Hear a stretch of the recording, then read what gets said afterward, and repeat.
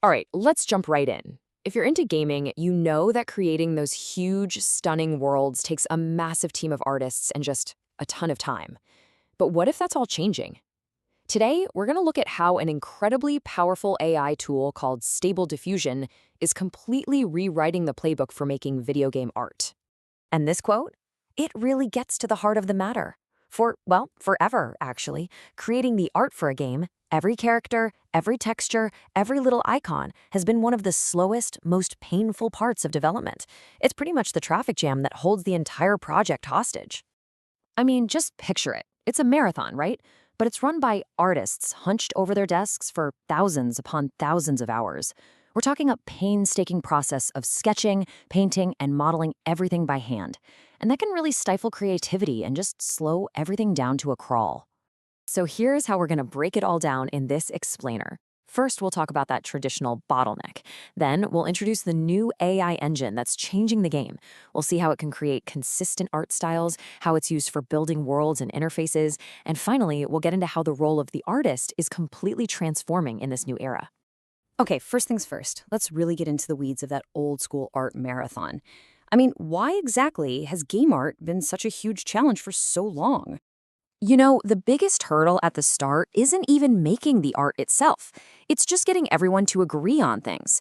It's the endless meetings, the constant back and forth between designers, directors, and artists just to nail down the basic look and feel of the game. That process alone can burn weeks before a single final asset even gets started. But that bottleneck, it's being blown wide open. And the tool doing it is Stable Diffusion. You can think of it as a catalyst for change, offering a really powerful solution to this age-old problem.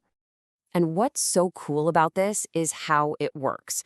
Think of Stable Diffusion as this super high-speed bridge, connecting an artist idea directly to a finished image. A vague thought, or even just a 30-second doodle, can be transformed into a detailed piece of concept art in minutes, not weeks. It's a huge leap. But here's our really important reality check. Just because you can generate things faster doesn't automatically make them better. See, AI can pump out infinite, beautiful detail, but great game art isn't just about looking pretty. It's about being clear. The artist's main job is to make sure that no matter how wild the visuals get, the player always understands what's going on. Okay, so let's look at how this actually translates into a real workflow. How do studios use this incredible speed to not only generate ideas, but to build a unique and consistent visual identity for their game?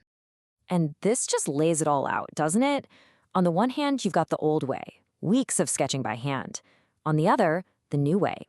An artist does a super quick sketch, feeds it into a process called image to image, and boom, they get back a stunning, high-quality concept.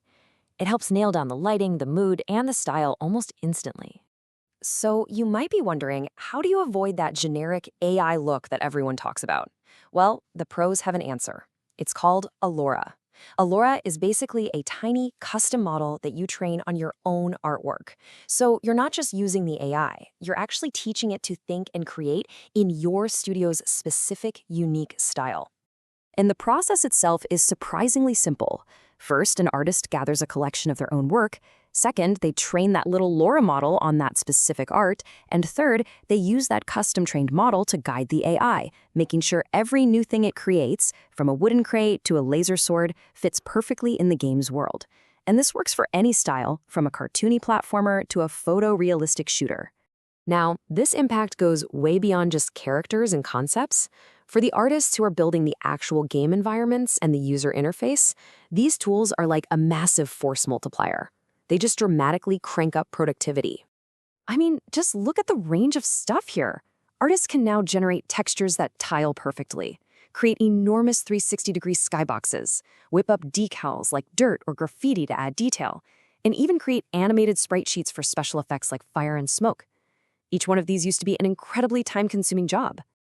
Okay, so that's awesome for organic things like textures and smoke, but what about the really precise shapes you need for a user interface, like icons or buttons? How do you keep control over that? The answer is another tool called ControlNet. This thing gives the artist absolute precision. They can feed the AI a specific silhouette, let's say the shape of a potion bottle, and then tell it to render that exact shape in dozens of different materials, glass, gold, iron, whatever they want. For rapidly testing different UI designs, this is a total game changer. So this brings us to the big question. With all this automation, is the artist being replaced? Well, the answer we're seeing from inside the industry is a pretty firm no. The role isn't disappearing, it's just evolving. The artist is becoming more of a director, and the AI is their creative partner. And this distinction? It's everything.